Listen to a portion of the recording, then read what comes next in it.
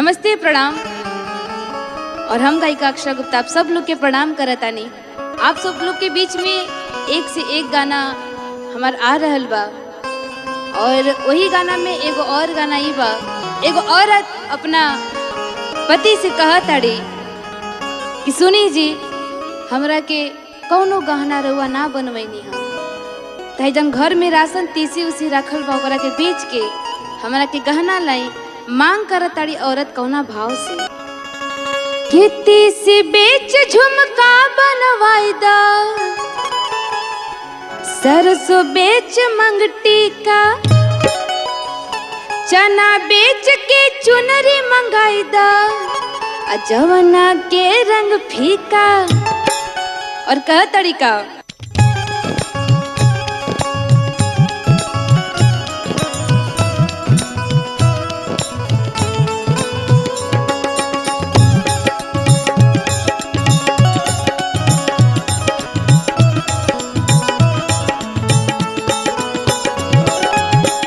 बेच झुमका बनवाई दा, सरसों बेच मंगती का, चना बेच के चुनरी मंगाई दो, जवना के रंग फीका।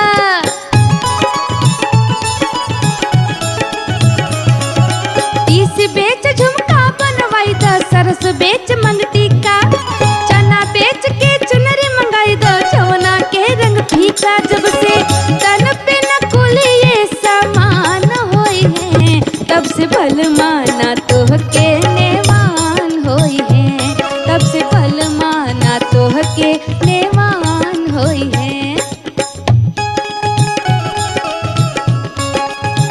आहा, क्या बात है।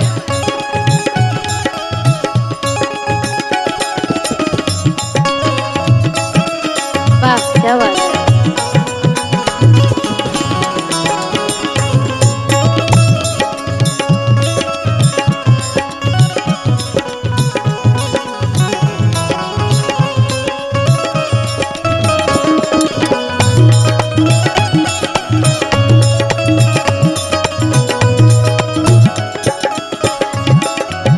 औरत कहत का बाड़ी, पहिले पहिले जब ऐनी गवनवा,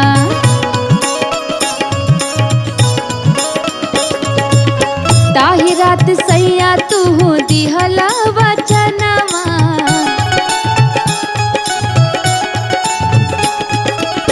नथिया गढ़ाई गोरी लगे दनो करिया, इहे रे कहत बीतला धरे उमरिया।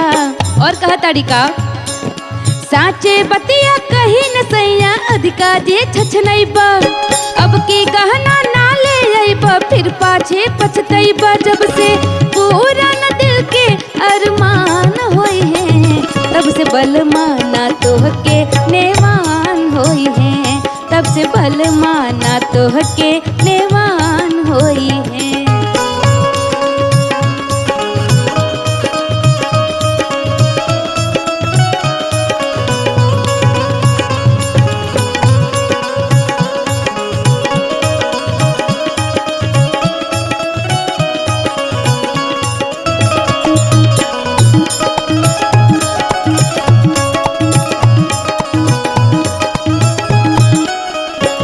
और लास्ट में औरत कहत का बड़ी, से जिया पसैया तो है हम ना सटाई,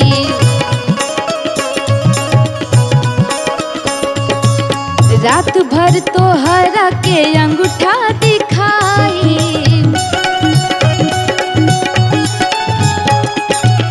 बड़ा रे बाउर बात लागी सजनवा, जागल जागल तोहे होई है बिहनवा। और कहत का बड़ी, ढेर दिन सहनी अपना साहब सैया जन तरसाई, होत फजीरे जाई बाजारे गहना मोर ले आई। बात सुन के तो सभे हैरान होई है, तब से भल माना तोहके नेवान होई है, तब से भल माना तोहके नेवान होई है। तीस बेच झुमका बनवाई दा, सरसों बेच मंगती का, चना बेच के चुनरी मंगाई दा, जवना के रंग फीका।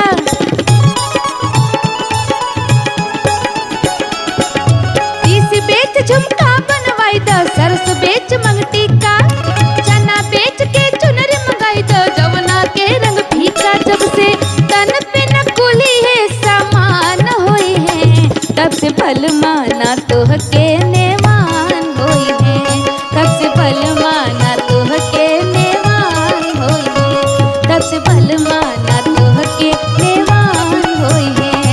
से बलमा